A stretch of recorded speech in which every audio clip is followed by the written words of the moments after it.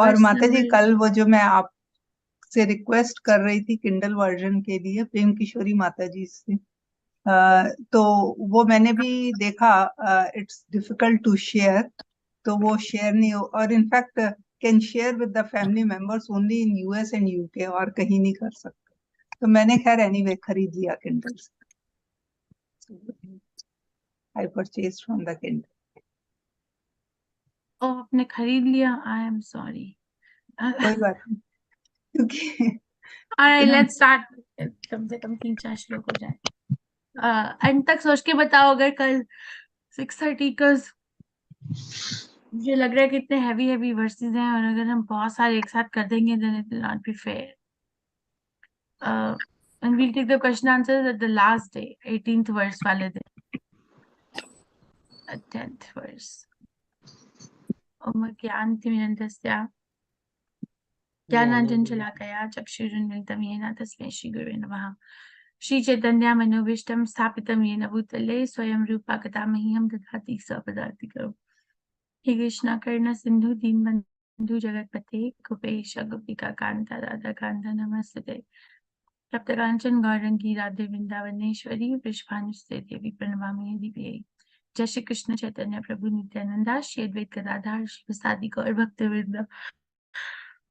हरे कृष्ण कृष्ण कृष्ण हरे हरे, हरे राम राम राम हरे हरे। नमः विष्णुपादाय कृष्णपृष्ठाय भूतले श्रीमद् भक्तिवेदांत स्वामी नाम्ने। नमस्ते सरस्वती देवी गौरवाणी विचारिणे निर्विशेष शून्यवादी पाश्चात्य देशतारिणे। ओके, वर्स इस उपनिषद कंटिन्यू करते हुए आज हम करेंगे 10वें वर्ष से। हरे कृष्णा। श्री प्रभुपाद और श्री राधा गोविंद को नमस्कार करते हुए, वर्ष 9 से 11 के बीच में ज्ञान और विद्या और अविद्या की तुलना की गई है, और प्रत्येक के अनुयायियों के संबंधित गंतव्य। So okay, we don't need to read this. Let's go. मंत्र 10। ओके, नामिका माता जी। हरे कृष्णा माता जी। कृष्णा। अन्यत् एव आहु विद्या अन्यत् आहु अविद्या इति शुश्रुम धीराणाम येन तत् विचक्षि विचक्षिरे थैंक यू मैम। विचक्षि। हरे कृष्ण। हरे कृष्णा। सुरेखा अनुवाद भी मैम। बोलूं? नहीं नहीं, सब बहुत कीबोर्ड से रीड करना है। हरे कृष्ण माता जी। अन्यदेवाहुर्विद्यया अन्यदाहुर अविद्यया इति शुश्रुमधीराणां ते येनस्तद् विचचक्षिरे। हरे कृष्ण माता जी। Thank you ma'am. संगीता माता जी।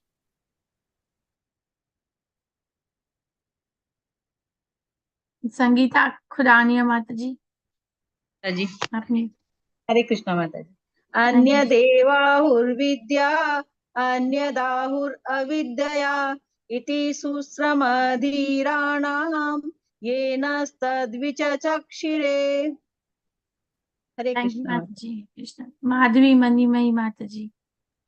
हरे कृष्ण माता जी, दम्र प्रणाम।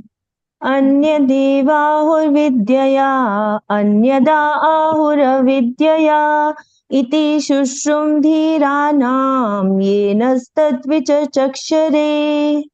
थैंक यू माता जी। कृष्ण। रीता कथूरिया माता जी। हरे कृष्ण माता जी। अन्यदेवाहुर्विद्या अन्येदाहुरविद्या इति शुश्रुम धीराणां येनस्तद्विचक्षिरे। हरे कृष्ण माता जी, थैंक यू धन्यवाद। माता जी। कृष्ण। नीता ग्रोवर माता जी। हरे कृष्ण माता जी। अन्ये देवाहु विद्या अनन्त्याहु अविद्या इति शुश्रुम धीराणाम येनस्तद्विचक्षिरे। हरे कृष्ण थैंक माता जी। यू कृष्ण। अनुवाद श्री प्रभुपाद के द्वारा। मनीषियों ने बताया है कि ज्ञान के विकास से एक फल प्राप्त होता है, जबकि अज्ञान के विकास से दूसरा ही भिन्न फल प्राप्त होता है।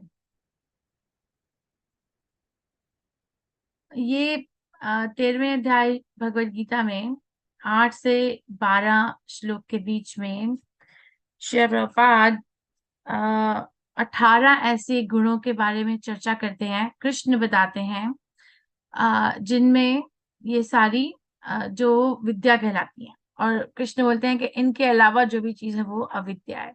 और ये शुरू होता है विनम्रता। रिमेम्बर हम कल ये बात डिस्कस कर रहे थे। जी माता जी, 8वें से 12वें में माता जी हमने इस लास्ट उसमें क्वेश्चन भी किया है अपना ना, ये कि 20 ज्ञान की प्रक्रिया उसमें से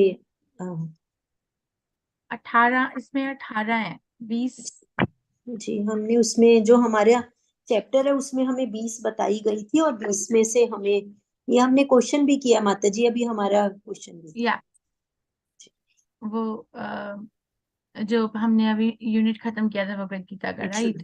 3rd यूनिट का। जी सो भगवत गीता के 13वें अध्याय में, एनीवे इसमें यह है कि धन्यवाद के इसमें 13वें अध्याय के 8वें से 12 के बीच में जो उपदेश दिया गया है कि मनुष्य को निम्नलिखित विधि से ज्ञान का सेवन करना चाहिए। और ये सारी जो कंप्लीट लिस्ट है, okay, I'll just read it because it's very nice to read. You don't have to memorize. आपको याद करने की आवश्यकता नहीं है, बस सुन लो। स्वयं भद्र पुरुष बनकर अन्यों का समुचित सम्मान करना सीखना चाहिए। केवल नाम तथा यश के लिए कभी धर्मात्मा का स्वांग नहीं करना चाहिए। अपने शरीर के कार्यों, अपने मन के विचारों या अपने वचनों से कभी दूसरों को परेशानियों का कारण नहीं बनना चाहिए।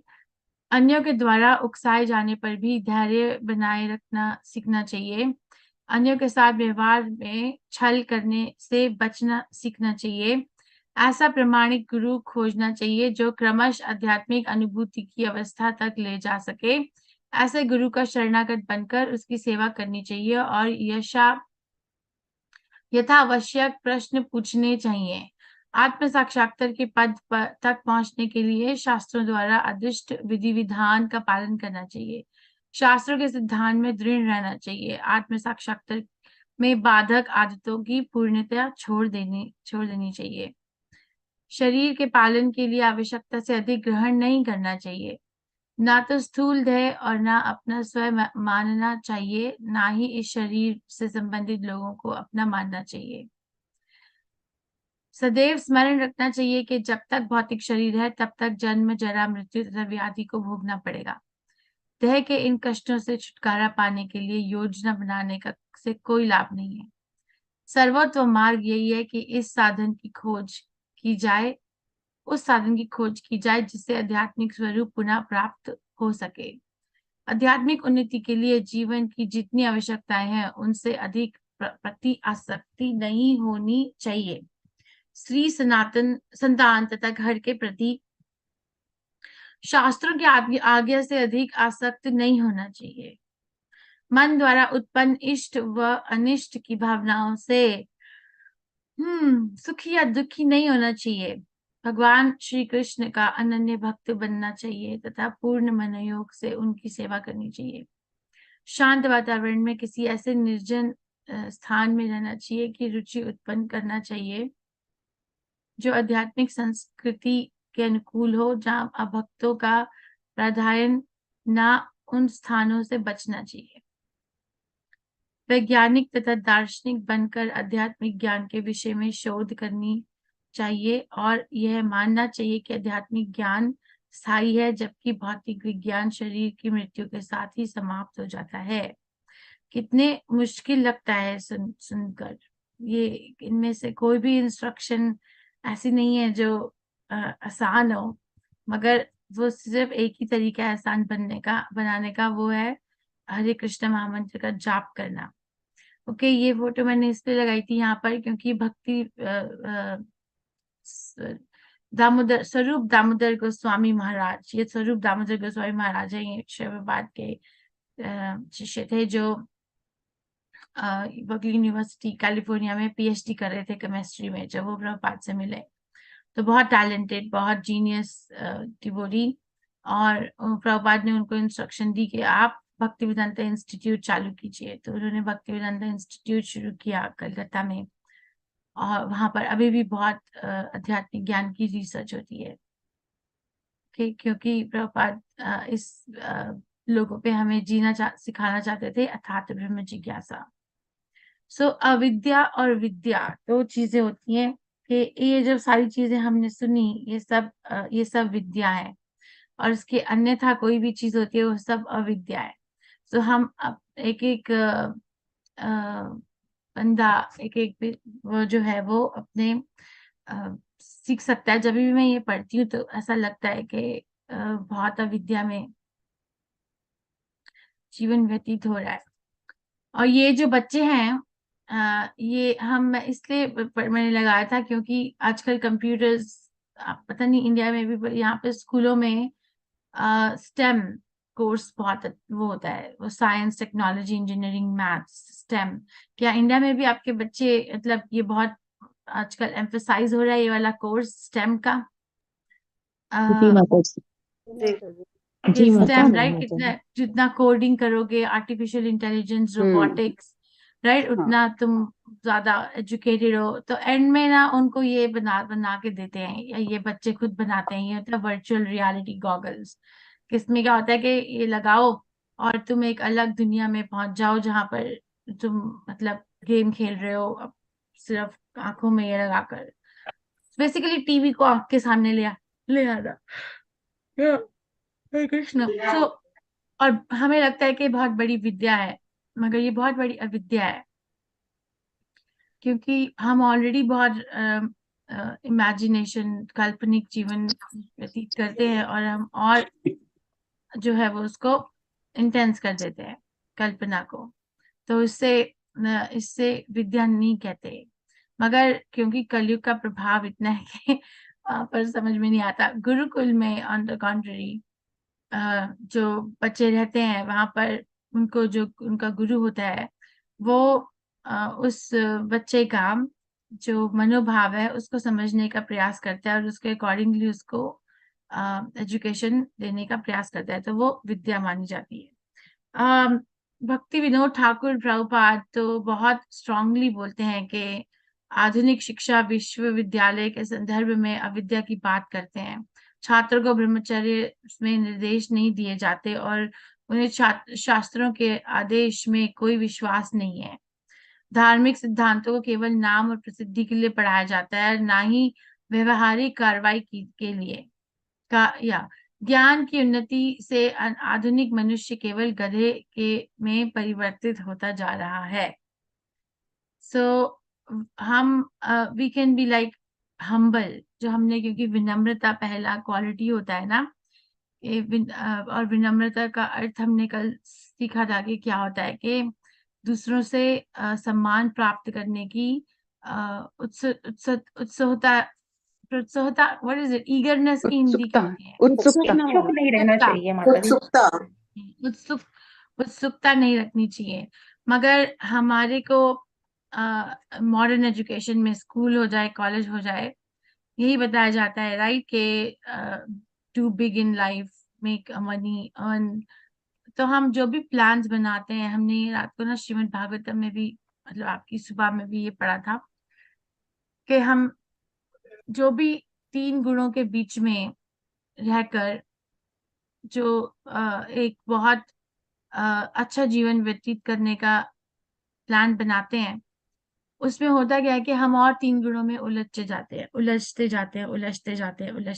क्योंकि हमें उसके बाहर कुछ समझ नहीं आता। इसीलिए गुरु, साधु और शास्त्र का होना एक जीवन में बहुत आवश्यक है, अनिवार्य है। एक्चुअली अवश्य ही अनिवार्य है, मैंडेटरी है, होना ही चाहिए।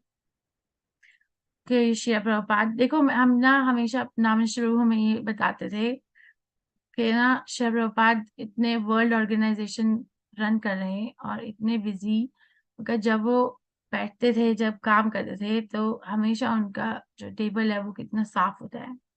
हमेशा वो फोकस रखते हैं कि मुझे इस समय इसी चीज पे फोकस रखना है। बहुत सारी चीजें सीखी जा सकती है। और ये जो है ना, ये जो चीज पड़ी है, ये घंटी है, तो श्री प्रभुपाद का जो सेवक है ना, वो प्रभुपाद के कमरे के बाहर प्रभुपाद की आदेश के लिए, प्रभुपाद के आदेश के लिए इंतजार करता था। तो जब प्रभुपाद को कुछ चाहिए होता था तो प्रभुपाद ये घंटी बजाते हैं कि तुम अभी अंदर आ जाओ। ओके, सो श्री राधा गोविंद और श्री प्रभुपाद को नमस्कार करते हुए आगे बढ़ते हैं। ऑलराइट, सो वर्स नंबर 11 कौन पढ़ना चाहेगा? तो अभी तक हमने पढ़ा कि विद्या और अविद्या का क्या रिजल्ट होता है, रिजल्ट का फल क्या होता है विद्या और अविद्या का। और 11वें श्लोक परिणाम। में हम पढ़ेंगे कि विद्या और अविद्या को हम अपने जीवन में एक बैलेंस कैसे कर सकते हैं, कि हम ये कैसे कर सकते हैं कि हम ज्यादा विद्या की तरफ चले हैं, बैलेंस कैसे स्ट्राइक कर सकते हैं। मीना गौतम माता जी। जी माता जी, हरे कृष्ण। विद्यां च अविद्यां च यतत वेद उभयं सह अविद्या मृत्युं तीर्त्वा विद्या अमृतम् अश्नुते। हरे कृष्ण। थैंक यू माता जी। राधा रति रूपिणी माता जी। हरे कृष्ण माता जी। विद्यां विद्यां च यस्तद्वेदोभयं सः अविद्या मृत्युं तीर्त्वा विद्यामृतमश्नुते। हरे कृष्ण। थैंक यू माता जी। कृष्ण। अनामिका माता जी। मुझे आज मन हो रहा है चूड़ियां देखने का, आप दिखाओगे एक बार? हरे कृष्ण। ऊपर दिख रही करो। माता जी? सो नाइस, हाँ। सुंदर। विद्यां च यस्तद्वेदोभयं सः अविद्या मृत्युं तितर्वा विद्यामृत अश्नुते। हरे थैंक यू कृष्ण। माता कृष्ण। सरिता कानपुरे माता जी। हरे कृष्ण माता जी, सादर प्रणाम। विद्यां च अविद्यां च यस्तद्वेदो भयं सः अविद्यया मृत्युं तीर्त्वा विद्यया अमृतम् अश्नुते। हरे कृष्ण माता जी। थैंक यू माता जी। सविता पनवर माता जी। हरे हरे कृष्णा सभी को। विद्यां च अविद्यां च यतद्वेद अभ्यम स अविद्या मृत्युं तीर्त्वा विद्या अमृतम अश्नुते। हरे कृष्णा माता जी। हरे कृष्ण। रंजना मिश्रा माता जी। हरे कृष्ण माता जी। विद्यां च यस्तद्वेदो भयं सः अविद्या मृत्युं तीर्त्वा विद्यामृतमश्नुते। हरे कृष्ण माता जी। राखी अग्रवाल माता जी। जी माता जी, दंडवत प्रणाम। विद्यां च यस्तद्वेदो भयं सः अविद्यया मृत्युं तीर्त्वा विद्यामृतामृष्णुते। हरे कृष्ण। हरे कृष्णा, थैंक यू। सॉरी। अनुवाद शीला प्रभुपाद के द्वारा। जो अविद्या की कार्य प्रक्रिया तथा दिव्य ज्ञान विद्या के साथ साथ सीख सकता है, केवल वही बारंबार जन्म मृत्यु के प्रभाव को पार कर सकता है और अमरता के पूर्ण वरदान का भोग कर सकता है। जो अविद्या की कार्य प्रक्रिया तथा दिव्य ज्ञान जो अविद्या और दिव्य ज्ञान विद्या को साथ साथ सीख सकता है, केवल वही बारंबार जन्म मृत्यु के प्रभाव को पार कर सकता है और अमरता के पूर्ण वरदान का भोग कर सकता है। ओके, सो प्रभुपाद इसका तात्पर्य जो है ना वो बहुत पावरफुल तरीके से ओपन करते हैं कि इस भौतिक जगत में जो आधुनिक काल से कोई भी बंधात्मा, कोई भी व्यक्ति मरना नहीं चाहता। हर कोई, किसी का यही प्रयास होता है कि हम जो है एक बहुत लंबा, बहुत अच्छा जीवन जो है वो व्यतीत करें, मगर ऐसा कभी भी हो नहीं पाया, अब हो पाएगा भी नहीं। संसार के दुख हमें याद दिलाते हैं कि विद्या की प्रक्रिया में अवश्य ही लगे रहना चाहिए। सो आई रियली लाइक दिस। ये वर्स जो है ना हमारे जीवन में प्रैक्टिकल लेसन्स बहुत सिखाता है हमें, क्योंकि अगर हमारे आसपास बहुत, जैसे हम दुख से सराउंडेड हैं या अपने जीवन में या लोगों को देख रहे हैं, जैसे इस समय आई थिंक एवरीबडी इज अफेक्टेड, ये जो इजराइल और हमास के बीच में युद्ध चल रहा है, कोई उसका फायदा नहीं है, कोई उसका पीछे बेस नहीं है, मगर वो फिर भी मार रहे हैं एक दूसरे को, युद्ध कर रहे हैं, क्योंकि इतना हृदय में बहुत अविद्या का वो दिया हुआ है। तो उससे वो क्या होगा कि जन्म मृत्यु जरा व्याधि के चक्रव्यूह में फंस जाएंगे। मगर अगर हम विद्या पूर्वक जीवन व्यतीत करते हैं और इस सिचुएशन को हम बाहर से देख रहे हैं, तो इस तरीके से देखें कि ये मुझे क्यों दिखाई दे रहा है, मुझे इससे क्या सीखना चाहिए, तो उससे एक लेसन तो हम सभी ले सकते हैं। हर एक व्यक्ति जो इस एक लेसन तो सभी ले सकते हैं कि दुखालयम शाश्वतम, कृष्ण जो बोलते हैं कि ये जो विश्व है, भौतिक जगत है, ये दुख का आलय है और अशाश्वत है, मतलब टेम्पररी है। सो हम इससे मोटिवेट होकर विद्या की प्रक्रिया में अवश्य लगे रहें। सो सकारात्मक प्रत्यक्ष ज्ञान और नकारात्मक अप्रत्यक्ष ज्ञान दोनों होने चाहिए। आप मतलब समझते हो प्रत्यक्ष ज्ञान और अप्रत्यक्ष दोनों? समझते हो आप कि नहीं? जी माता। क्या मतलब है?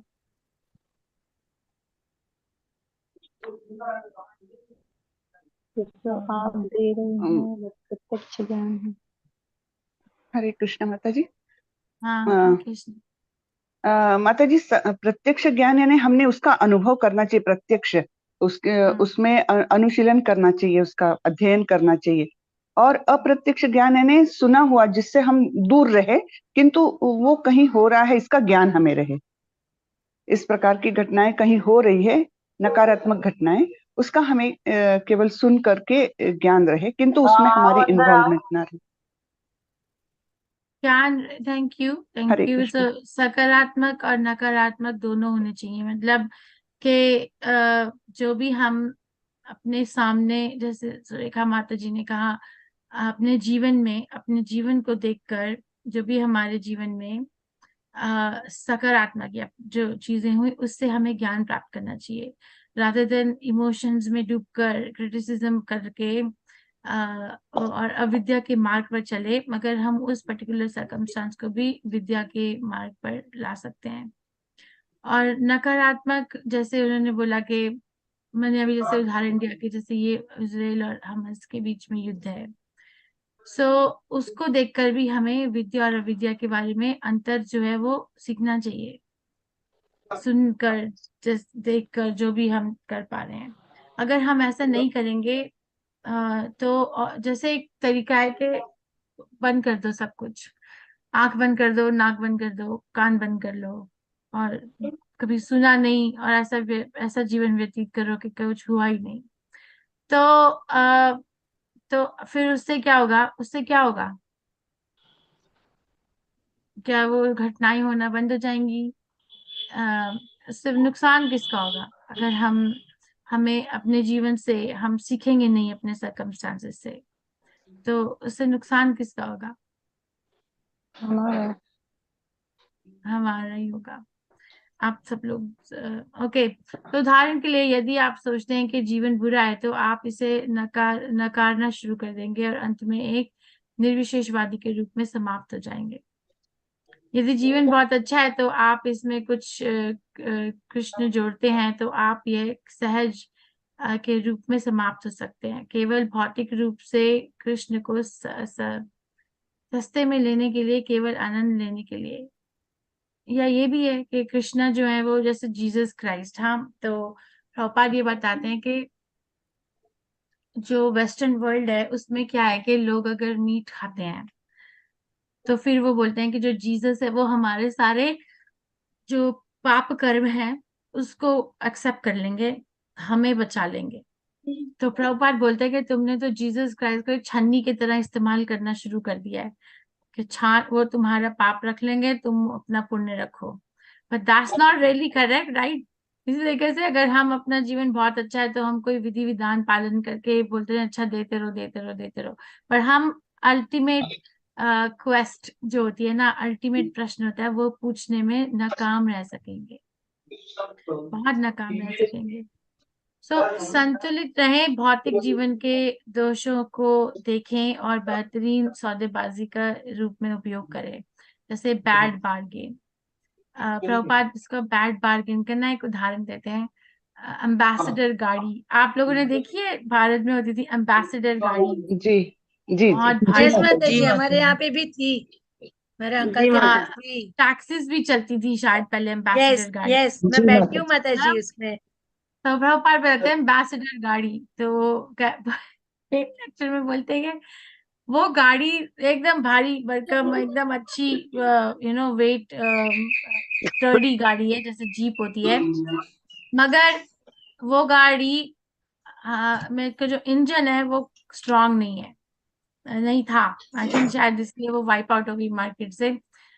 मगर वो बोलते कि बैड बार्गेन, अगर तुम्हें कहीं पहाड़ों पे जाना है तो ऐसी गाड़ी अच्छी है, वेदर को स्टैंड कर लेगी, विद स्टैंड कर लेगी, पहिए वगैरह बहुत हैवी है, मगर उसका इंजन ही खराब हुआ रहता है, तो धक्के मार मार के किसी तरीके से उसमें चलो, राइट? इसी प्रकार से हमें मनुष्य जीवन ये जीवन दिया गया है, वो एम्बेसडर गाड़ी से कन्वर्ट कर लेते हैं कि बहुत सारे दुख होते हैं, रोग होते हैं, सूक्ष्म शरीर का दुख होता है या फिर भौतिक शरीर का, लाइक जनरली ग्रॉस बॉडी का दुख होता है।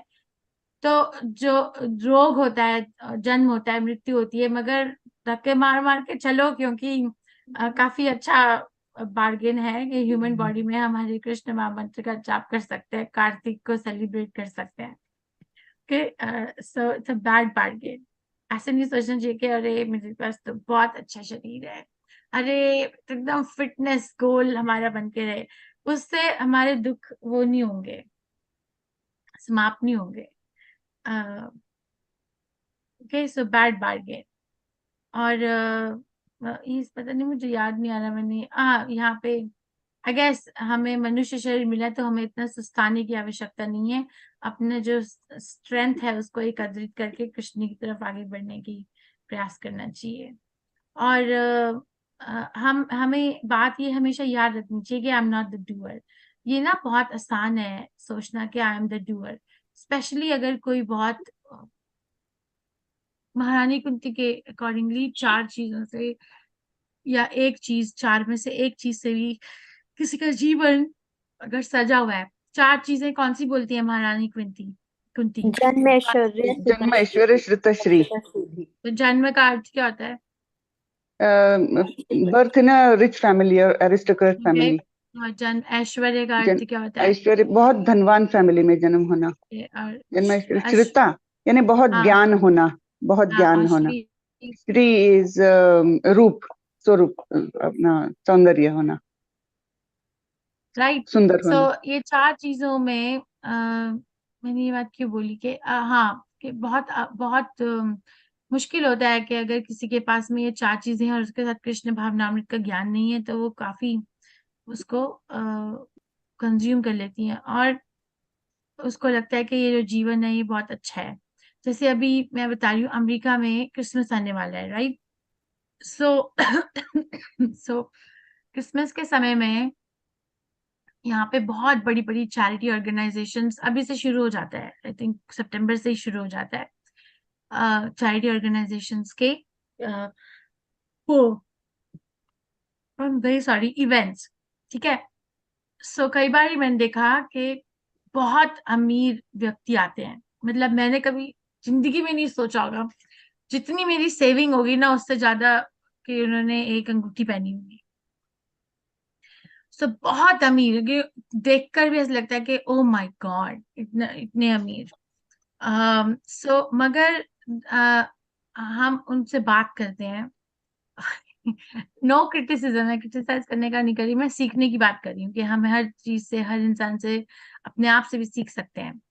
तो उसमें जो है ना, बातों में वो गहराई नजर नहीं आती कि अनफॉर्चुनेटली, क्योंकि उसमें सुपरफिशियल लेयर पे कहीं ना कहीं जीवन का मीनिंग खत्म हो जाता है कि मुझे ये जो है ना वो करना है, डोनेशन करनी है, ताकि पहला रीजन तो उनका एक ही होता है, बाहर पहला डीप रीजन एक ही होता है कि उनके टैक्स में पैसे बचे, उनको इतना टैक्स ना देना पड़े। फिर दूसरा है कि उससे और फेम आए, और फिर तीसरा कि अच्छा लोगों की जो है ना मदद हो जाए। पर वो लोगों की मदद का रीजन ज्यादा प्रमोट करते हैं, विच इज फाइन, मगर फिर भी आपको देखकर उसे ऐसे इंसान से मिलकर ऐसे नहीं लगेगा जैसे आप किसी भक्त से मिल के आए, जैसे वो फीलिंग ऑफ फुलफिलनेस होती है ना, एक संतुष्टि की भावना होती है, वो नहीं मिलती। आपके कोई ऐसा अनुभव है जो आप शेयर करना चाहोगे कि आप ऐसे कोई जगह पर गए, या ऐसे कोई व्यक्ति से मिले, या ऐसे कोई आपने खुद सेमिनार्स दिए इंटरनेशनल नेशनल लेवल पे, मगर वो संतुष्टि हुई या नहीं हुई, दैट डिपेंड्स ऑन यू। आप क्या शेयर करना चाहोगे? जल्दी जल्दी बताओ।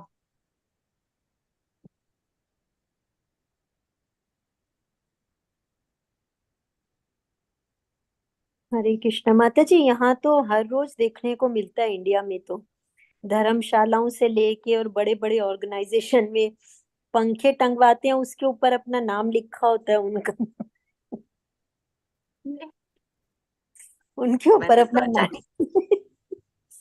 कि नहीं, एक मैंने सोचा नहीं। एक कुर्सियां देते हैं हॉस्पिटल में या कहीं मंदिरों में या धर्मशालाओं में, तो उसके ऊपर बड़े बड़े नाम लिखे होते हैं कि ये इसके कारण इसको दिया गया। ये तो मैं बहुत ग्राउंड लेवल की बात कर रही हूँ, और ऊपर लेवल में तो माता जी बहुत ही ज्यादा है। सारा यहाँ सुपरफिशियल नजर आता है कि बड़े बड़े भंडारे लगते हैं, बड़े बड़े जो सोसाइटीज होती हैं वो कर रही होती हैं, यहाँ मतलब साफ नजर आता है। जैसे अभी आपने बताया अपने फेम के लिए या अपनी टैक्स सेविंग के लिए, वो रीजन वही है माता जी, यहाँ भी सब वही रीजन है कि फेम और टैक्स सेविंग सबसे बड़ा, और फिर उसको कवर कर दिया जाता है कि हम बहुत बड़े बड़े मदद करते हैं। कोविड के समय देखा गया माता जी, कोविड इतनी क्राइसिस के समय भी लोगों ने हेल्प भी की, ऐसा नहीं है, परंतु उसमें भी अपना नाम बड़े बड़े उसमें न्यूज़पेपर में, लेटर्स में, ऑनलाइन न्यूज़पेपर आए उसमें भी, क्योंकि मेरी daughter in law is in newspaper, तो वो इतना हंसती थी वो भी कि साथ में मम्मी हेल्प कर रहे हैं पर साथ में अपना न्यूज़पेपर में आर्टिकल जरूर डाला जा रहा है कि हमने ये इतना सब कुछ किया। और इसी को अगर हम कंपेयर करते हैं माता जी की, जैसे इस्कॉन में, द्वारका में, हमारे यहाँ गुड़गांव में, जीके में इतनी मदद की गई, तो वो तो अगर पब्लिसिटी थी तो वो बाय पर्सन टू पर्सन थी कि हम जान रहे थे कि हाँ इस्कॉन इतनी मदद कर रहे हैं, परंतु जो लोगों ने अपने पर्सनल की तो वो totally that was totally fame. Thank you माता जी। Actually thank you, but personal fame और इंस्टीट्यूशनल फेम दो अलग चीजें होती हैं। जैसे अगर जैसे आप इस्कॉन द्वारका जीके या गुड़गांव ने मदद की और वो उसको बताते हैं कि इस्कॉन जो है ये मदद कर रहे हैं, तो वो उसमें कोई एक पर्टिकुलर व्यक्ति को कोई बेनिफिट नहीं हो रहा। वो institutional fame is different than the personal fame. तो और वो भी ऐसा इंस्टीट्यूट जहाँ से लोग सुने और क्यूरियस होकर जाएं और जाकर पूछने का प्रयास करें, तो उसमें हर एक की बेनिफिट होती है, जो कर रहा है उसकी, और जो लिख रहा है उसकी, जो पढ़ रहा है उसकी, और जो जा रहा है पढ़ने के बाद उसकी। पर पर्सनल फेम वो विद्या होती है। तो थैंक यू फॉर शेयरिंग माता जी, सो नाइस। पर कॉन्शियसनेस इज मोर इम्पोर्टेंट, हमारे भाव क्या है कार्य करने के पीछे, क्योंकि कृष्ण का नाम है भावग्राही जनार्दन। कृष्ण जो है ना वो भाव ग्रह कर लेते हैं। जैसे हम एक कहानी सुनते हैं विदुर और उनकी वाइफ। तो कृष्ण जब विदुर के घर पे गए और विदुर नहीं थे, तो उनकी पत्नी ने दरवाजा खोला, और वो कब गए थे? जब दुर्योधन ने उन्हें बहुत बड़ी पार्टी में इनवाइट किया था। राइट? कोई ये आपको सबको कहानी मालूम है? ये जी माता जी, मालूम है माता जी के छिलकों वाली। मालूम है उन्होंने केले हाँ, वो घर छिलके खाए। खिला दिए तो केले भाव से केले कि छिक्कल खिला दी और केले नीचे गिरते जा रहे थे। और हाँ, कृष्ण ने एक बारी भी गुड़ नहीं कहा कि आप मुझे केले नहीं, केले का छिलका दे रहे हो। हाँ, उन्होंने भी आराम से खा लिया प्यार से। तो वहां से था कि इसमें के कृष्ण खा क्या रहे थे, केले के छिलके या विदुर के जो पत्नी थी उनके प्रेम का? कृष्ण वो केवल भाव पा प्रेम रहे को थे। भाव ग्रहण कर रहे थे। राइट। सो इससे बहुत जरूरी है, क्योंकि हम जब नेक्टर ऑफ डिवोशन भक्ति रसामृत सिंधु पढ़ेंगे तो उसमें रूप गोस्वामी प्रभुपाद हमें समझाएंगे कि जब कोई कृष्ण कॉन्शियसनेस, कृष्ण भावनामृत में आगे बढ़ता है तो उसके क्या क्या लाभ हैं। तो एक लाभ जो है, वो सबसे बड़ा लाभ तो यही है कि कृष्ण भावनामृत में कृष्ण प्रेम भक्ति डेवलप होना, उत्पन्न होना। मगर साइड बेनिफिट्स भी होते हैं, जैसे फेम या फिर हेल्थ बढ़ जाना। तो ये सब चीजें साइड बेनिफिट्स हैं। क्लेशाग्नि, हाँ, अपने क्लेशाग्नि जीवन के होते हैं। क्लेशों से मुक्ति प्राप्त कर लेना। तो ये साइड बेनिफिट्स हैं। अगर उन बेनिफिट्स को, या बाकी व्यक्तियों, बाकी जीव जंतुओं की तरफ प्रेम उत्पन्न होना, तो मगर क्या होता है कि अगर कोई व्यक्ति सही दिशा में नहीं है, अगर उसके पास गुरु नहीं है, अगर उसके पास साधु संग नहीं है, तो वो साइड बेनिफिट्स को मेन बेनिफिट बना सकता है और भगवत भक्ति के मार्ग से निकल सकता है। तो विद्या में चलते चलते भी अविद्या आ सकती है, मैं ये कहना चाह रही हूँ। तो we have to be very careful कि हम जो कार्य कर रहे हैं उसके पीछे भाव क्या है, बिकॉज कृष्णा जो है वो भाव उठाएंगे, ना कि ये कि किसको कितना शास्त्रों का ज्ञान है, या कोई कितना अच्छा आर्टिकल लिख सकता है, या श्लोक पढ़ सकता है, या बता सकता है। उसके पीछे तुम्हारा भाव क्या है। ओके, बुखार, ये हमने पढ़ा हुआ है कि वास्तविक इंद्रियों भोग तभी संभव है जब भौतिक बात का रोग बुखार दूर हो जाए। इससे पहले कि वे वास्तव में फिर से इंद्रियां सुख का आनंद ले सके, एक रोगी को अपना स्वास्थ्य पुनः प्राप्त करना चाहिए। इस प्रकार मानव जीवन का उद्देश्य भौतिक रोग को ठीक करना है, तो सामान्य तापमान बनाए रखना है, आध्यात्मिक और भौतिक ज्ञान का संतुलित कार्यक्रम करके। आध्यात्मिक ज्ञान की खेती करें जिससे, लेकिन शरीर को भी बनाए रखें। ओके, सो हेल्थ को रीगेन करने के लिए या हेल्दी कार्य करने के लिए हमें हेल्दी शरीर की आवश्यकता है। हम फैनाटिक बनकर ये नहीं कह सकते कि अब हम कुछ खाएंगे नहीं, हम कुछ पिएंगे नहीं। संतुलन बना के रखने की आवश्यकता है। प्रभुपाद ये कभी नहीं कहते कि मत खाओ, क्योंकि आत्मा को कोई खाने की आवश्यकता थोड़ी होती है। मत सो, क्योंकि आत्मा तो हमेशा ही जागी रहती है।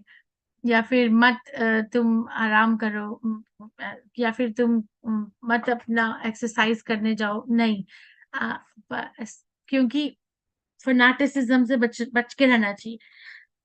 या फिर केवल हिमालयों पे जाओ और वहां पर जाकर ही कृष्ण भावनामृत को प्राप्त करो, राइट। सो इंद्रिय तृप्तियों की निवृत्ति से ग्रस्त मानव का क्रियाकलापों को वेदों में मोक्ष के सिद्धांतों के तहत नियंत्रित किया जा सकता है। वह प्रणाली धर्म, आर्थिक विकास, इंद्रिय तृप्ति और मोक्ष को नियोजित करती है। लेकिन इसमें भी प्रॉब्लम है। इसमें प्रॉब्लम क्या है? धर्म, अर्थ, काम और मोक्ष में प्रॉब्लम क्या है? हम जैसे जीवन व्यतीत कर सकते हैं, राइट। धर्म करो, धर्म से अर्थ आएगा, अर्थ से इंद्रिय तृप्ति करेंगे, और इंद्रिय तृप्ति उससे फ्रस्ट्रेट होकर हम मोक्ष की तरफ जाएंगे। इसमें प्रॉब्लम क्या है? माता जी वापिस लौट के फिर आना पड़ेगा भौतिक जगत में जन्म। ओके, एक प्रॉब्लम है। और अभी तो मनुष्य से दूर रहेगा, प्राप्ति नहीं होगी माता जी, भक्ति से दूर। सच्चिदानंद प्राप्त नहीं होगा। ओके, धन्यवाद। सच्चिदानंद की प्राप्ति नहीं होगी। और क्या प्रॉब्लम है? कृष्णा संचमी होनी चाहिए। निश्चित नहीं। हाँ, समझ में नहीं आया मुझे। माता जी कृष्णा संचमी होने चाहिए ना चारों चीजों के। ओके, तो आप ये कहना चाह रहे हो कि धर्म, अर्थ, काम, मोक्ष में कृष्ण नहीं है। ओके, और क्या प्रॉब्लम है? कृष्ण के तुष्टि के लिए काम हमारा नहीं होगा, इसलिए हमें मुक्ति भी नहीं, हम भगवत धाम भी नहीं जा सकेंगे। हाँ, वेरी नाइस। तो भगवत धाम नहीं जा सकते। मोक्ष जो प्राप्ति होगी वो संयोज्य मुक्ति, मतलब ब्रह्मवादी उसमें, क्योंकि फ्रस्ट्रेट होकर मुक्ति की तरफ जा रहे हैं ना।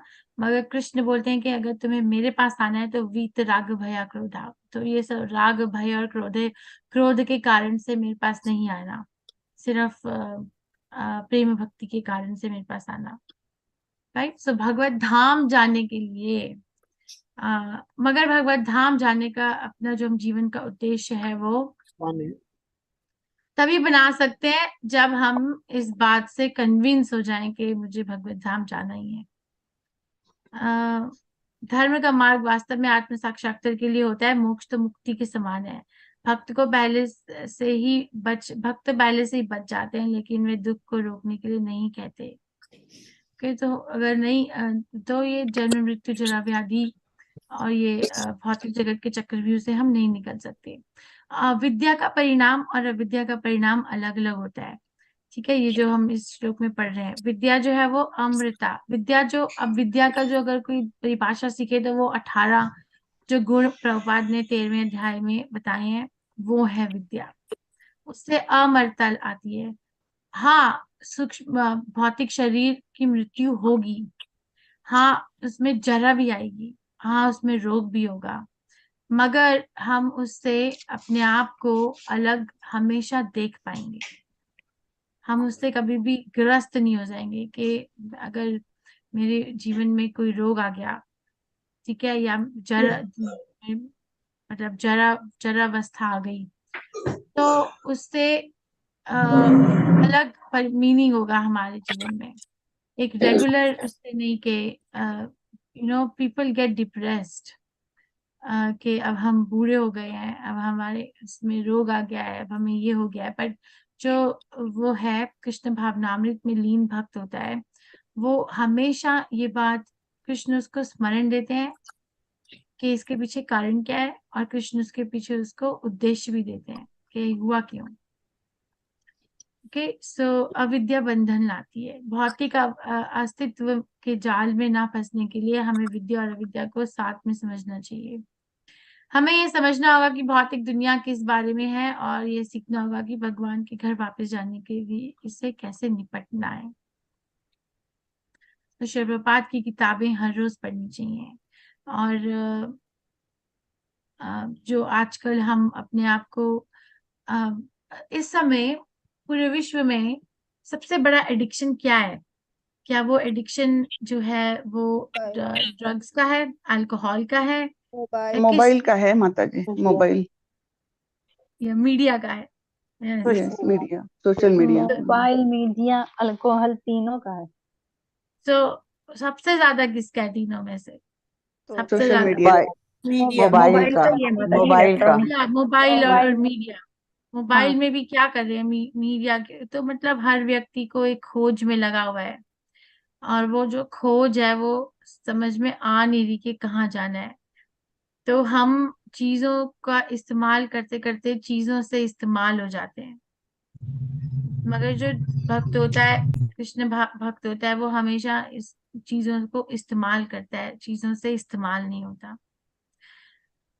सो हमें कैसे पता चलेगा कि आध्यात्मिक क्या है और भौतिक क्या है? कैसे पता चलेगा? Any thoughts? हाथ खड़ा करके उत्तर दे सकते हैं। कैसे पता चलेगा कि आध्यात्मिक क्या है और भौतिक क्या है? ओके, समझ आया। सुरेखा माता जी ने भी आज बहुत सारे उत्तर दिए। I will give it a chance अगर कोई और हाथ नहीं उठाता।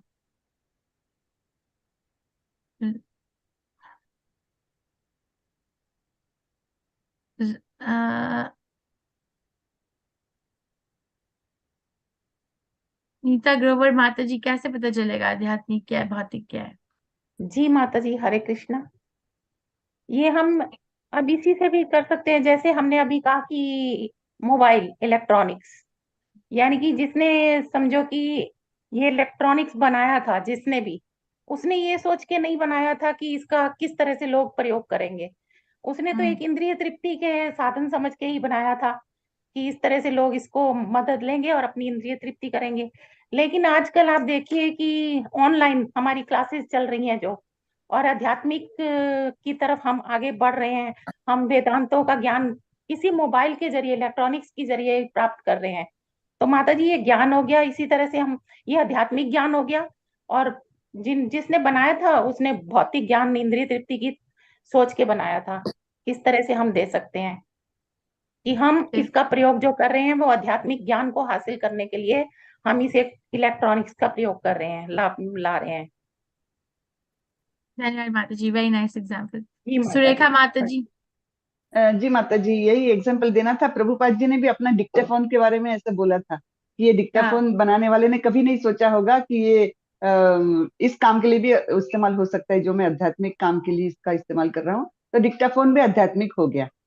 तो जिस काम का कृष्ण के लिए उपयोग हो रहा है वो सारी चीजें भी, भौतिक चीजें भी आध्यात्मिक हो जाती है। धन्यवाद माता जी। रीना माता जी, आप क्या कहना चाहते हो?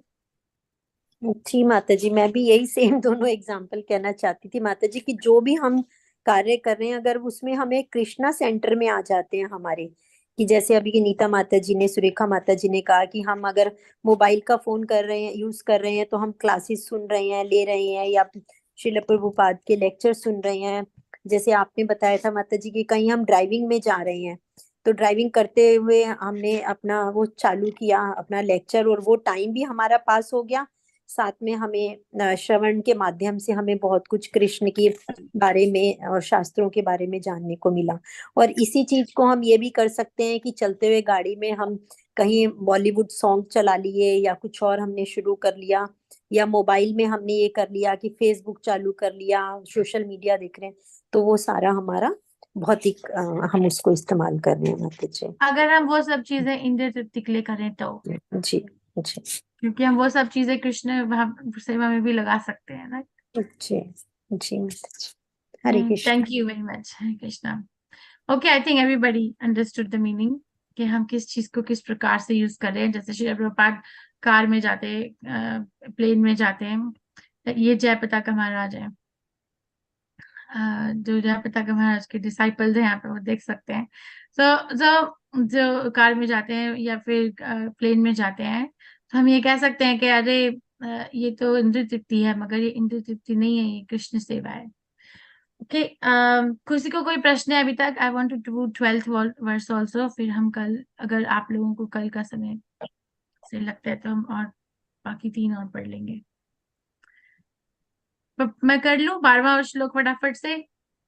क्या मैं कर सकती हूँ कि नहीं? जी जी माता जी, जी माता जी, जी माता जी, जी माता अभी जी, कर आपने लीजिए। ऑलराइट, सो माता लेट्स जी गो। अभी थैंक आप यू। 10th, माता जी अभी हमने जो 10th पढ़ा उसकी स्लाइड्स में एक आया था सुश्रमा का अर्थ क्या है, तो ये हाँ, क्या जो, हाँ, तो माता जी यहाँ पे जो दिया गया है 10th उसमें, तो सुश्रमा का अर्थ दिया गया है सुनो।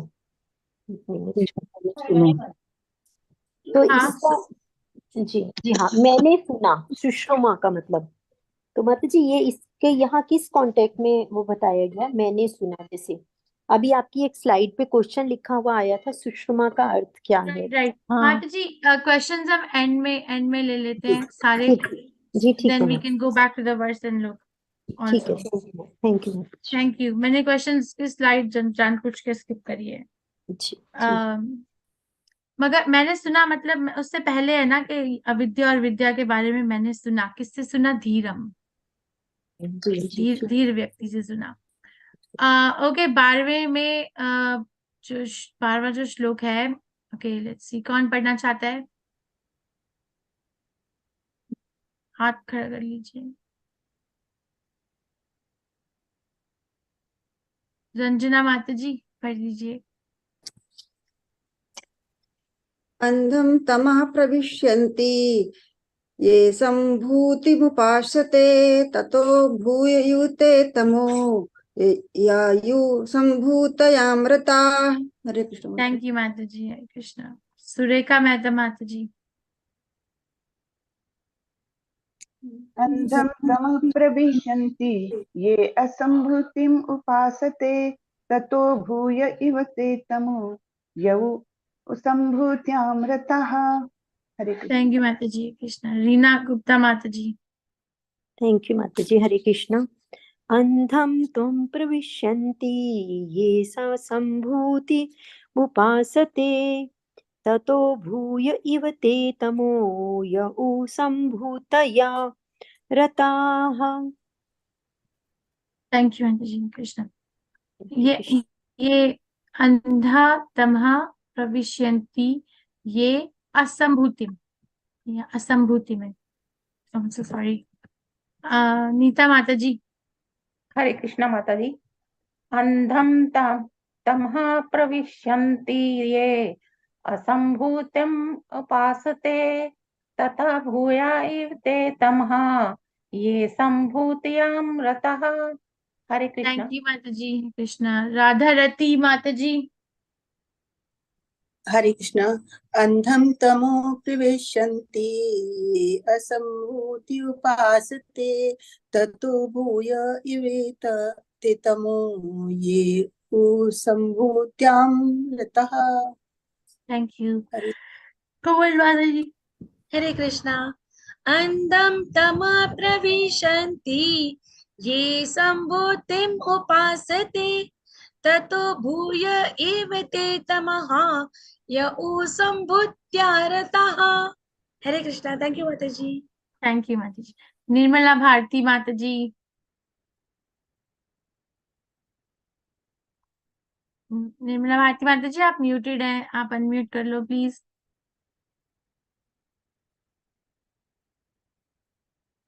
हरे कृष्णा कृष्णा कृष्णा हरे हरे, हरे राम राम राम हरे हरे। निर्मला भारती माता जी आप अनम्यूट कर लीजिए। सरिता माता जी। अंधम तमः म्यूट नहीं हो प्रविशन्ति रहा। ये असम्भूमिम् उपासते ततो भूय इव ते तमः ये संभूत्यां रताः। थैंक यू माता जी। कृष्णा। निर्मला भारती माता जी आप कभी भी अनम्यूट अगर कर सकोगे तो मुझे बता देना, मैं आ जाऊंगी दोबारा पहली स्लाइड पे तो आप पढ़ सकोगे। अनुवाद शिला प्रभुपाद के द्वारा। शिला प्रभुपाद की जय। जो देवताओं की पूजा में लगे हैं वह अज्ञान के गहनतम क्षेत्र में प्रवेश करते हैं, और इनसे भी बढ़कर वे जो निराकार ब्रह्म की पूजक हैं। संभूति और असंभूति। संभूति का अर्थ क्या होता है? पूर्ण व्यक्तित्व वाले भगवान हैं जो हर चीज में बिल्कुल स्वतंत्र है। असंभूति उन लोगों को संदर्भित किया जाता है जिनका कोई स्वतंत्र अस्तित्व नहीं है, हमेशा अपने दूसरे पर निर्भर करते हैं। तो केवल संभूति शब्द इन दैट सेंस केवल कृष्ण के लिए प्रयोग में ला सकते हैं, क्योंकि केवल स्वयंभू या पूर्ण स्वतंत्रता कृष्ण के पास ही होती है, किसी और के पास नहीं है।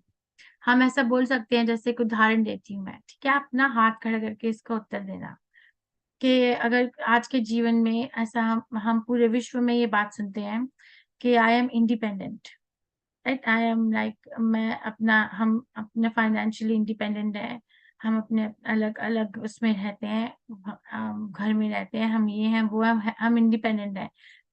तो मगर हम शास्त्रों में ये पढ़ते हैं कि केवल कृष्ण जो है वो ही स्वतंत्र हैं, बाकी सब लोग अस्वतंत्र हैं। तो ये बात आप कैसे बता सकते हो? क्योंकि अगर कोई आप बोलते हो या किसी से सुनते हो कि हम इंडिपेंडेंट हैं, मगर शास्त्र तो बोलते हैं कि हम इंडिपेंडेंट नहीं है, तो फिर आप इसको कैसे लिंक करोगे दोनों चीजों को? यस सुरेखा मेहता माता जी। माता जी सभी चीजें तो भगवान से ही उद्भूत है, तो कोई भी कितना भी बोले कि मैं इंडिपेंडेंट हूँ, लेकिन जो भी चीजें वो इस्तेमाल करता है वो उनके प्रोड्यूस करने के लिए तो भगवान पर ही डिपेंडेंट रहना पड़ता है। इवन वो खाना खाता है तो खाना कैसे मिलता है? भगवान की कृपा से ही मिलता है। भगवान जब वर्षा करेंगे, हीट देंगे, किसान काम करेगा खेती में, उसके बाद ही वो खाना खा सकेगा। तो इंडिपेंडेंट तो वो हुआ नहीं, डिपेंडेंट ही हुआ वो किसान पर और वर्षा पर और इस पर, यानी अल्टीमेटली वो भगवान पर डिपेंडेंट है ही, और भगवान से उद्भूत अनेक चीजों पर वो डिपेंडेंट है, तो ये इंडिपेंडेंस तो है नहीं। Very nice. माधवी मणिमयी माता जी। हरे कृष्ण माता जी जन्म मृत्यु जरा व्याधि है ना, तो भगवान जो है वो नियंत्रक है अपरा प्रकृति के शक्ति के। तो माता जी तो हम इंडिपेंडेंट तो हुए ही नहीं, हम तो डिपेंडेंट है भगवान की, भगवान और में, तो आप ये कह रहे भगवान। हो कि चाहे हम कैसे भी अपने आप को इंडिपेंडेंट समझे मगर हम इन 4 चीजों से निकले तो है नहीं। जी ओके माता जी। ओके, धन्यवाद माता जी, वेरी नाइस। राधा रति रूपनी माता जी, कितना अच्छा नाम है ना। यस माता जी। हरे कृष्ण माता जी, ये कृष्णा की कृपा है। ये हम भी यही कह रहे थे कि जब हम इन चारों चीजों से फंसे हुए हैं, हम चारों चीजों से बाहर नहीं निकलते, हम कैसे इंडिपेंडेंट हो सकते हैं? हम किसी तरह से भी नहीं, पूरी तरह से भगवान के ऊपर हम निर्भर हैं। हम जो चाहते हैं, हम चाह के भी बहुत काम नहीं कर पाते हैं। सब कुछ हमारे पास सुविधा हमें लगता है, लेकिन फिर भी नहीं हो पाता है। क्यों? क्योंकि हम पूरी तरह से भगवान के ऊपर डिपेंडेंट। भगवान जो चाहते हैं वही होता है, हमारे चाहे कुछ नहीं होता है। धन्यवाद माता जी। हरे ओ सरिता माता जी है कृष्णा। यस माता जी, आप क्या कहना जी चाहेंगे? माता जी, आज के जमाने में हम लोग देखते हैं तो लगता है कि मैंने पैसे इतना कमा लिया तो मैं बहुत खुद पर ही मैं खुद सब बातें कर लेता हूँ।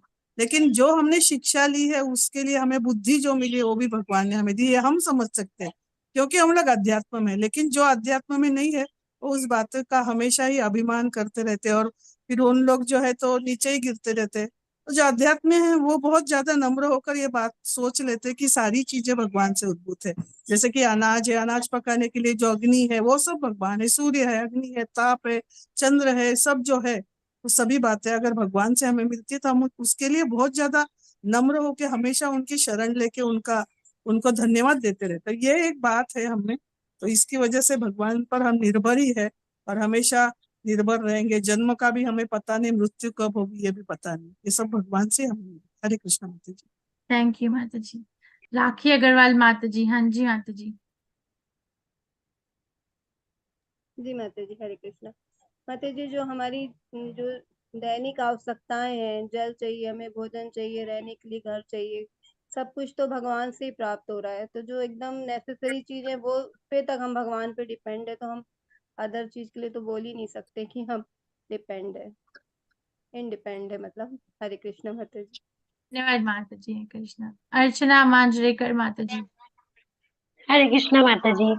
हरे हाँ, वैसे कृष्ण। तो सबने बता दिया कि कैसे हम डिपेंड है, लेकिन ये बात सत्य है कि मैं तो मेरे अनुभव से भी कह रही हूँ, भले ही हम जॉब कर रहे हैं, सब कुछ है, लेकिन हम भगवान पे ही डिपेंड है। क्योंकि मेरे यहाँ अभी 3 डेथ सलंग सलंग हो गई है और इतना कोशिश करी, सब पैसा भी लगाया, लेकिन फिर भी हम उस पे कोई जीत नहीं पाए। वो मृत्यु थी और आनी थी और वो चले ही गए पापा, तो कुछ नहीं कर सकते। तो कोई नहीं कह सकता है कि हम इंडिपेंडेंट है। हम इंडिपेंडेंट है ही नहीं है, सब कुछ भगवान पे ही डिपेंड है। ना किसी की जन्म मृत्यु, इवन सूर्य का प्रकाश, हवा, सांस ले रहे वो भी हम भगवान के से ही ले रहे। हमें जो मिल रहा है आसपास सब कुछ। हरे कृष्णा माता जी। थैंक यू सास माता जी। अपनी। रीना गुप्ता माता जी। हरे कृष्णा माता जी। माता जी, मैं भी यही सब बताना चाह रही थी कि हम डिपेंड सभी कुछ तरीके से हम भगवान पे डिपेंड हैं हर चीज के लिए। हमारा स्वतंत्र अस्तित्व नहीं है। हमें चाहे हवा चाहिए, पानी चाहिए, आग चाहिए, जो भी भगवान ने 7वें चैप्टर में और 15वें चैप्टर में अपना बहुत कुछ बताया। यदादित्य गतन तेजो, तो जहां में यहाँ प्रकाश चाहिए तो यहाँ हमें सूर्य और चंद्रमा चाहिए। परंतु भगवान के लोक में भगवान ही से ही तेज है, भगवान से ही प्रकाश है, भगवान ही रसों से कौनते हैं। भगवान बताते कि रसों कभी, तो इस तरह से जो भी चीजें हैं वो भगवान के ऊपर। ये तो हमें सिर्फ भगवान के द्वारा प्रदत्त की हुई हमारे ऊपर उन्होंने जो कृपा की, जो हमें भौतिक जगत में आए तो भगवान ने हमारे ऊपर कृपा करके हमें सभी चीजें प्रोवाइड कराई हैं और स्वयं भगवान की हैं और भगवान के लिए ही हमें उनको अर्पित करना चाहिए या इस्तेमाल करना चाहिए। माता जी, धन्यवाद माता जी। कुमुद माता जी। हरे कृष्णा। थैंक यू माता जी। मैं सिर्फ एक ही सेंटेंस कोट करूंगी। जैसे यह हमारी सृष्टि भगवान के द्वारा ही निर्मित है, वैसे ही हम भी तो भगवान के थ्रू ही तो निर्मित हुए हैं ना। तो अगर हम उनके थ्रू ही निर्मित हुए हैं तो स्वतंत्र तो हो ही नहीं सकते। हम उनके ऊपर ही डिपेंडेंट है, कंप्लीटली डिपेंडेंसी उनके ऊपर ही है। वो चाहे तो कभी भी हमें ले सकते हैं और वो चाहे कभी भी हमें यहाँ पर रख सकते हैं। तो हम हमारी कोई औकात नहीं है कि हम कुछ भी बोले या कुछ भी करें। मैं तो बिल्कुल ही नहीं करना है। जो कुछ भी दे रहे हैं वो भगवान ही दे रहे हैं। और उनको ही अर्पित करना है हमें। हरे कृष्णा। थैंक यू माता जी। हरे कृष्ण। रीता माता जी। हरे कृष्ण माता जी। हरे कृष्ण माता जी, वैसे तो सबने बहुत कुछ बोला है और मैं थोड़ा सा और ऐड करना चाहूंगी कि सॉरी माता जी। वो माता जी, मेडिकल साइंस जैसे कितनी डेवलप हो गई है, लेकिन आज तक भी जो है इंसान का जो स्ट्रक्चर भगवान ने बनाया है वो पॉसिबल नहीं है मेडिकल साइंस के द्वारा भी बनाना। क्योंकि वैसे तो चांद तक पहुंच रहे हैं और सब जगह सूर्य तक भी जाने की कोशिश कर रहे हैं, लेकिन अभी मतलब वो सब ये एक आर्टिफिशियल चीजें हैं जिसके पर एक्चुअल जो भगवान तक पहुंचने की चीज है वो पॉसिबल ही नहीं है। और भगवान के द्वारा जितनी भी निर्मित चीजें हैं वो बनाना इंसान के बस की बात ही नहीं है। जैसे हम मान लीजिए, हम एक बहुत छोटा सा एग्जांपल लेते हैं, अनार का ही लेते हैं, तो अनार में एक एक दाना कैसे भगवान ने जोड़ के बनाया है और उसको फिर उसकी पैकिंग करी है, मतलब एक एक अनार को इतना अच्छा पैक किया है। तो ऐसे ऑरेंज को ले लेते हैं, तो मतलब हर चीज की इतनी अच्छी पैकिंग। भगवान, जो मैं शरीर के बारे में बोल रही थी, तो हमारी बॉडी में भी एक एक जो नस है, एक एक जो वेन है, और मतलब इतनी अच्छी तरह से भगवान ने बनाई है कि अगर कोई भी एक छोटा सा भी पोर्शन खराब हो जाता है तो वो पॉसिबल नहीं है मेडिकल साइंस को उसको दोबारा से क्योर करना। मतलब उसकी मतलब प्रिकॉशनरी मेजर तो दे देते हैं डॉक्टर, लेकिन उसको क्योर नहीं कर पाते। क्योंकि जो एक चीज खराब हो गई, भगवान के द्वारा जो हमें अंग प्रदान किए हुए हैं, एक बार खराब हो गए तो दोबारा से वो डॉक्टर्स के लिए भी पॉसिबल नहीं है कि उसको वो किया जाए। तो हम पूरी तरह से भगवान पर डिपेंडेंट हैं। किसी भी फील्ड को अगर हम देख लेते हैं तो कहीं भी हम नहीं पाते कि हम इंडिपेंडेंट हैं। हरे कृष्णा माता जी। धन्यवाद माता जी। Hare Krishna. Very nice. So अब व्यक्ति जो अगर इम्पर्सनलिस्ट बनने का जो है ना, वो है कि धोखा है कि हम प्रपात बताते हैं कि अगर कोई जो मायावादी बन जाते हैं तो वो एक दूसरे को नारायण कहकर संबोधित करते हैं, लाइक नारायण नारायण। सो मतलब वो एक तरीके से एक उसको गलत कल्चर को प्रोत्साहन वो कर रहे हैं, इनकरेज कर रहे हैं। तो निषेध द्वारा निरपेक्ष की परिभाषा पूर्ण नहीं है, और निषेध भी या शून्यवादी बन जाना भी पूर्ण नहीं है। मायावादी बन जाना, निर्विशेष बन जाना भी वो पूर्ण नहीं है, और शून्यवादी बन जाना भी निरपेक्ष की परिभाषा पूर्ण नहीं है। ऐसी नकारात्मक भाषाएं व्यक्ति को स्वयं की एक अवधारणा बनाने के लिए प्रेरित करती हैं। इस प्रकार कोई कल्पना करता है कि निरपेक्ष निराकार और गुणों के बिना होना चाहिए, जो कि ब्रह्मबोध है, ईश्वर के लिए अव्यक्त तेज तक पहुंचना, और कोई भगवान की और प्रगति नहीं कर सकता। तो हम अपने इमेजिनेशन से नहीं, जैसे हमने पहले भी पढ़ा था ना कि हम भगवान को कोई गति रखकर भाग नहीं सकते, क्योंकि वो हमारे मन की गति से भी ज्यादा तेज भागते हैं। और हमारे जो एग्जिस्टेंस है उसमें हमारे सबसे ज्यादा जो स्पीड है वो किसकी है? मन की है। लाइट से भी ज्यादा। पहले होता था कि लाइट की स्पीड ज्यादा है या फिर साउंड की स्पीड ज्यादा है, पर अब मालूम चलता है कि हमारे जो सूक्ष्म जो मन है, जो माइंड है, उसकी गति सबसे ज्यादा तेज है। तो हम उसकी गति से भी अगर भागते जाए तब भी हम कृष्ण तक नहीं पहुंच सकते, क्योंकि कृष्ण उससे भी ऊपर है। भगवत गीता में पूछा कृष्ण सॉरी, जो डेमिगॉड वर्शिप है, यू नो, वर्शिप करना और रिस्पेक्ट करना दो अलग चीजें होती हैं। लाइक इज्जत प्रदान करना और वर्शिप, पूजा करना, आराधना करना, ये दो अलग चीजें होती हैं। तो इसमें इस उपनिषद में हमें ये समझाया जा रहा है कि देवी देवताओं का हम अपमान नहीं करते, हम उनका बहुत मन से उनकी बहुत सम्मान देते हैं, उच्च सम्मान देते हैं, मगर उनको हम सम्मान देते हैं कृष्ण भक्ति के दृश्य कोण से, नॉट इंडिपेंडेंटली ऑफ दैट। पर अगर कोई कृष्ण भक्ति को छोड़कर देवी देवताओं का पूजन करता है तो उसको वो उसमें अविद्या में आ जाता है। और अविद्या में क्यों आता है? क्यों आता है वो अविद्या में जीवन? हमने 18 परिभाषाएं पढ़ी विद्या में क्या होती हैं, तो हम उनके अनुकूल नहीं है। क्यों आता है वो विद्या में? क्योंकि वो अपने आप को देह मानने लगता है। जब लेकिन देहात्म बुद्धि सुख को Okay, स्वामी को समझ के अपने अपने आप को को स्वामी आत्मा समझ नहीं के शरीर भोग करना मानता है चाहते वो। हैं, अपने आप को स्वामी समझ के क्या करते हैं? भोग करना चाहते हैं वो माता जी। करना चाहता है। वो करना चाहते हैं। अच्छा, ओके, यस। तो उसमें वो 3 गुणों से परे नहीं जा सकते। 3 गुणों के ऊपर जाकर भी कुछ वो फ्रस्ट्रेशन, उनको वो ब्लैंक। मैं आपको एक बार बताती हूँ। ओके, हम जब YouTube खत्म करेंगे ना, तो मुझे याद दिलाना, मैं एक बार बताऊंगी कि अभी आजकल आई एम फेसिंग दिस। तो एनीवे, तो चाहे कितना भी उसके पास भौतिक, जैसे एप्पल का सीईओ था, क्या नाम था उसका, एप्पल का सीईओ जिसकी मृत्यु हुई? स्टीव जॉब हाँ, स्टीव जॉब्स, हाँ, धन्यवाद। तो उसको जब वो कैंसर हो गया, तो उसने लिखा कि मेरे पास सब कुछ है, और मेरे पास मतलब बेस्ट मेडिकल फैसिलिटीज हैं, और अर्थ की कमी नहीं है, और टैलेंटेड डॉक्टर्स की कमी नहीं है, मगर इनमें से कोई भी मेरे जीवन को बढ़ा नहीं सकता, कोई भी नहीं। तो मतलब वो एंड मोमेंट अपनी लाइफ में जाकर काफी फिलोसोफर और वाइज हो गया था।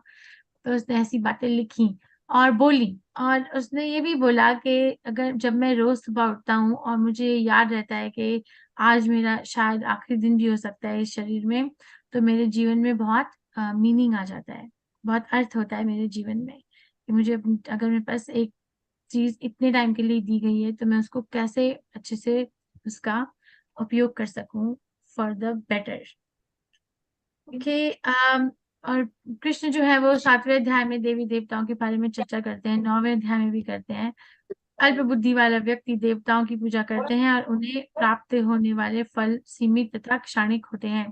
देवताओं की पूजा करने वाले देवलोक जाते हैं, किंतु मेरे भक्त अनंततः मेरे परम धाम को प्राप्त होते हैं। तो ये क्लियर हो गया कि जो उनके फल होते हैं वो सीमित होते हैं और क्षणिक होते हैं, लिमिटेड होते हैं और टाइम बाउंड होते हैं, हमेशा के लिए नहीं होते। मगर कृष्ण के जो सेवा करके जो जहाँ पर जाना होता है, जैसे भक्त जो देव कृष्ण धाम जाएंगे, तो वहां पे ये सब चीजें का प्रभाव नहीं होता है, सीमित और क्षणिक।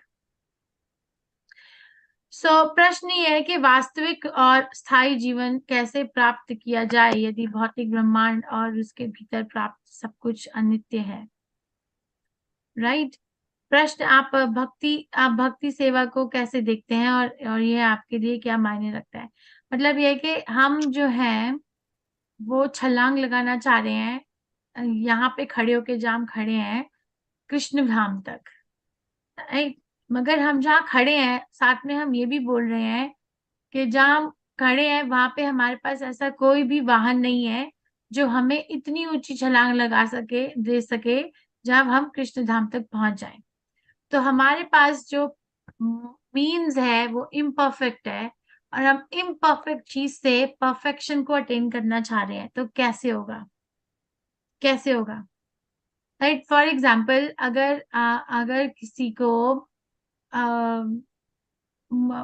समुद्र में स्विम करना है, वहां पे जाके तैरना है, मगर वो कोई तैयारी नहीं करे, वो बस ऐसे ही डूब जाए, तो वो समुद्र में, और वो ये भी सोचे कि मैं ये समुद्र को पार कर जाऊंगा, जहाँ पार कर जाऊंगा, मगर कोई तैयारी नहीं, कोई कुछ वो नहीं, तो वो कैसे होगा? हाँ भाई, कैसे होगा? कुमुद माता जी। माता जी, अगर आप बोल रही हो ना कि समुद्र में तैरना भी है पर उसे तैरना नहीं सीखना है, तो ये नहीं हो सकेगा। हमें एक्चुअली प्रैक्टिकली स्विम करना सीखना पड़ेगा।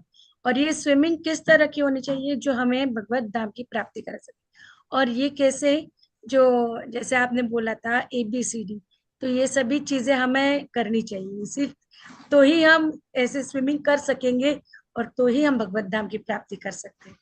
धन्यवाद माता जी। धन्यवाद माता जी। रीना गुप्ता माता जी। माता जी समुद्र में कूदना होगा और हमें तैरना नहीं आता, तो उसके लिए तो हमें स्विम सूट पहन के कूदना पड़ेगा। और मुझे लगता है वो स्विम सूट हमारे जो आचार्यों का उपदेश है, हमारे शास्त्रों में बताया गया है, तो हम अगर उनका पालन करते जाएं तो हम उनके पालन के अनुसार, मुझे लगता है शायद हम भगवत धाम, अगर कृष्ण की इच्छा होगी तो पहुंच जाएंगे। वेरी नाइस, धन्यवाद माता जी। सुरेखा मेहता माता जी। माता जी, अगर भवसागर को पार करना है तो हमें केवल कृष्ण की शरण में जाना चाहिए। पूरी तरह से शरण में जाएंगे तो ही वो हाथ बढ़ा करके हमें उठा लेंगे भवसागर से।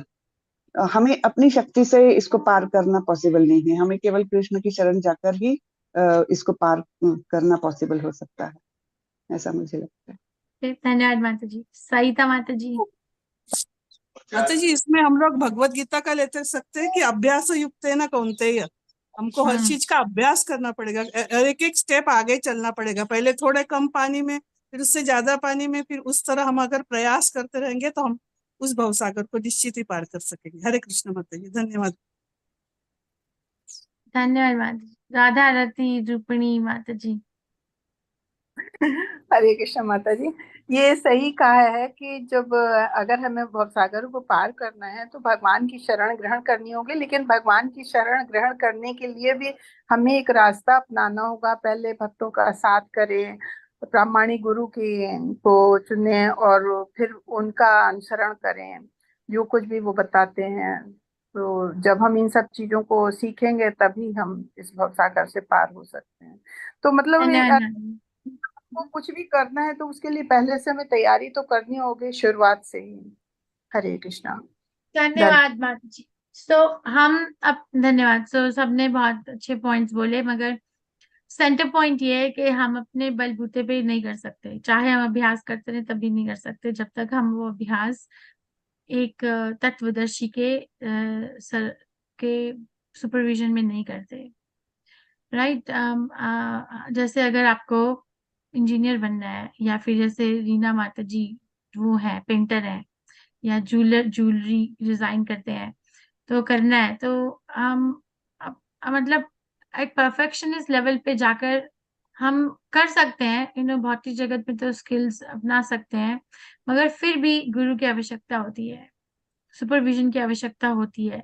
तो हम समय बचा सकते हैं अगर हम एक गुरु के शरण में जाएं और उससे ये सीखेंगे कैसे करते हैं, यहाँ से कैसे निकलूं मैं।